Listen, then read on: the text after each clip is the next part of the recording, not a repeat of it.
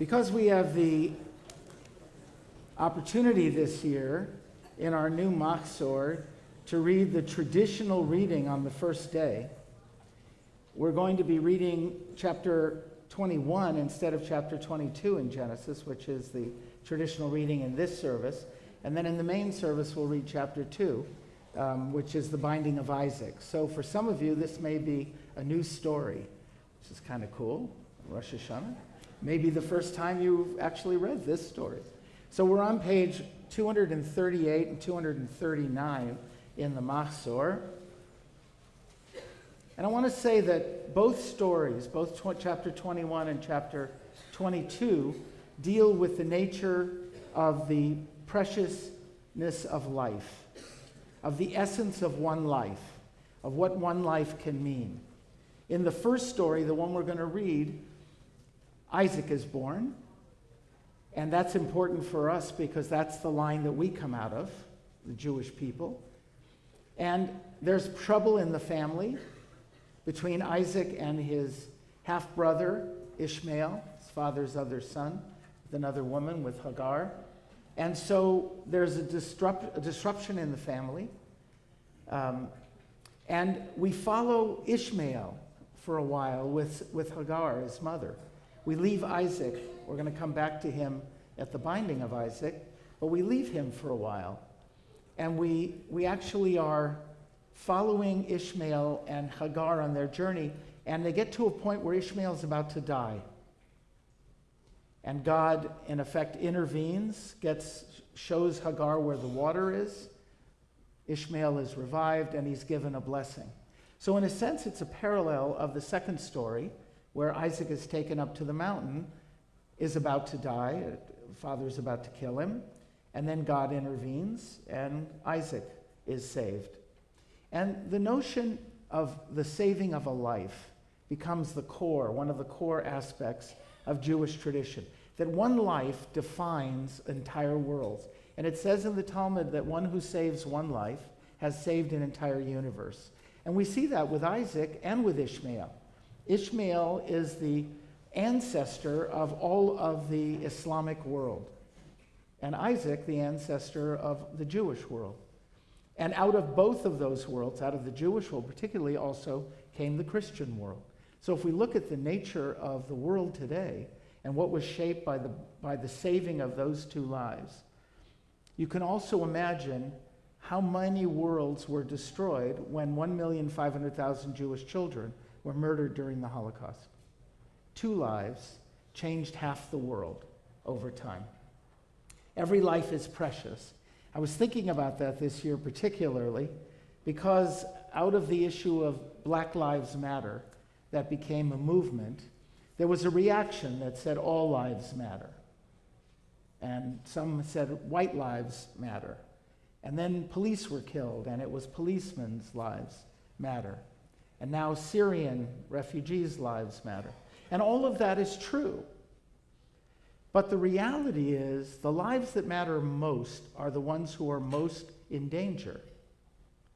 If you think about with your own family, your focus turns to the one who has the great crisis at this moment. You love them all, but the crisis draws you to that person because of the need of the moment. And in our world, we need to remind ourselves that some lives do matter more than others because they are more in crisis. I was listening to a piece by a man named Matt Oppenheimer, and what they were trying to do was to talk about their most terrible sin they ever committed that they were willing to admit. Now think about that. The worst thing you ever did that you would be willing to actually say out loud. That takes a lot of courage, maybe a lot of foolishness too. And in his case, it was really a terrible thing that he admitted. Now, he was 14 at the time, so you could excuse it to being an adolescent, but he and his friends were bored, and they were doing crank calls. You all know what crank calls are, right? Just call up people randomly and pretend to be something or decide to do something and then hang up. Well, in his crank call that he did alone at home one day when he was bored, he called a rape crisis hotline. And he pretended to be, he had a little higher voice, he was a young boy, pretended to be a girl that he knew in class. And he gave her name, and the person on the other end said, "What's the problem?" And she said, "My father is abusing me." That's what he said. And then he hung up. He got scared, he hung up.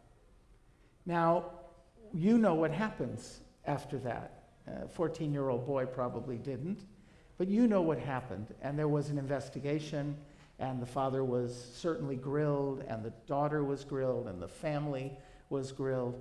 2 weeks later, Matt said, he was in school. He'd almost forgotten about the incident, and he got a call from the principal's office. And he walked in and he saw his parents there. And he knew something was wrong, but he didn't know what. And the police had traced the phone call to the hotline to his home. And he was on the spot, and he had to admit that he had made the call. And he was told to go home, that the school would decide what to do, and that the police were deciding what to do with him. Whether to treat it as a felony, that it is, and to actually put him on trial or send him to jail, or how else to deal with it. His parents were obviously humiliated and furious, and he was, of course, in crisis. And his father was a lawyer, well known in town. It was a small town. And so his father said to him, "I'm going to help you in this case, but I will never help you again. And I want you to know something. If you were a poor black kid, you'd be in prison. And I want you to always remember that. You happen to have the privilege of having me as your father in this position. I will never do this for you again. You will pay any other penalty." Now, he told this story, he's telling this story 30 years later, and he said he doesn't know if he's ever forgiven himself because he's never confronted the girl or her father. He never went back and apologized. He couldn't face them, ever. And he imagines what they went through and what it meant to their lives going forward for that accusation to have actually come forward. So I was thinking about it in terms of Isaac and in terms of Ishmael and what one life really means in the world. And I think if there's one thing to take away from both of these stories on this Rosh Hashanah, it is that we can't be apathetic to what's going on in our country and in the world. We can't. Doesn't mean we have to do everything, but it means we can't do nothing.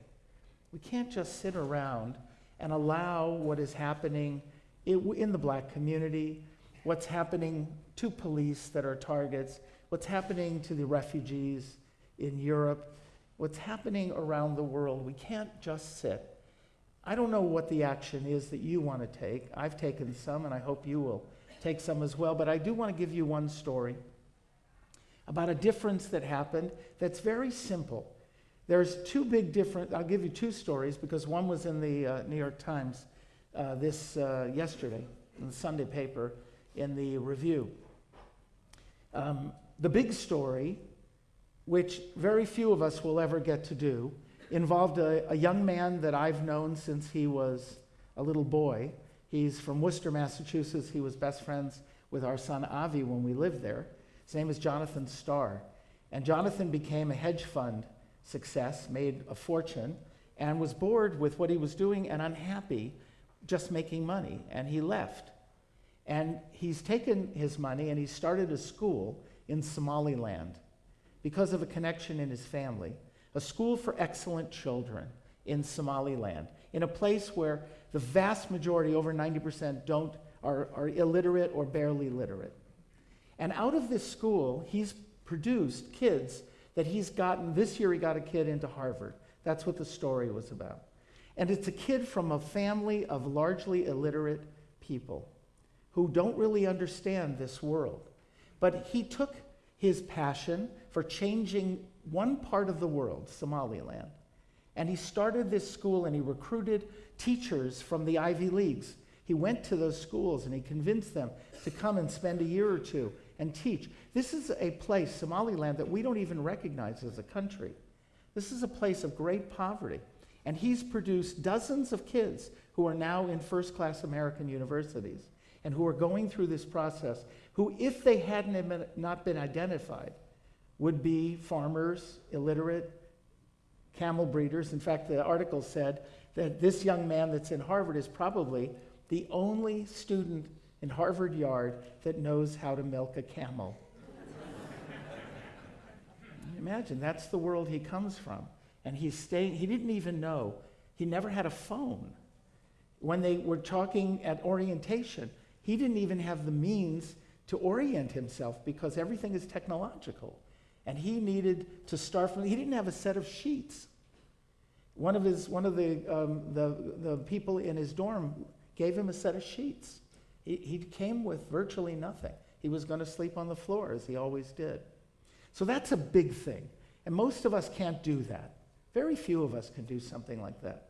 But I want to tell you about a small thing that made a difference as well. I was at, I don't shop much. Those who know me know that. But I was at Publix picking up some drinks.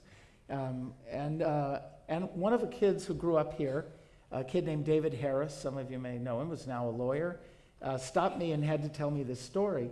And he said, you know, he's involved with music and musical groups.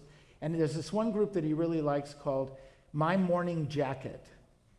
Any of you ever heard of that? Raise your hand if you've heard of My Morning Jacket. Woo, look at that. There are like half a dozen people here that have heard of it. I had never heard of it. MMJ, My Morning Jacket. Anyway, he loved them, and he'd been to maybe a dozen of their concerts, and he had tickets for the Fillmore. There was a concert coming up, and he was following their Facebook page, and on it they said that at one of their concerts they were doing a Pink Floyd song, and Roger Waters was in the audience, and they asked Roger Waters, who was a member of Pink Floyd, for those who don't know that, that to come up and play with them. Now, Roger Waters has become a really virulent anti-Israeli, pro-Palestinian activist who is part of the BDS movement and has been pressuring musicians to not play in Israel. So he's become very public in this. And so David was upset that one of his favorite groups would give a forum to Roger Waters.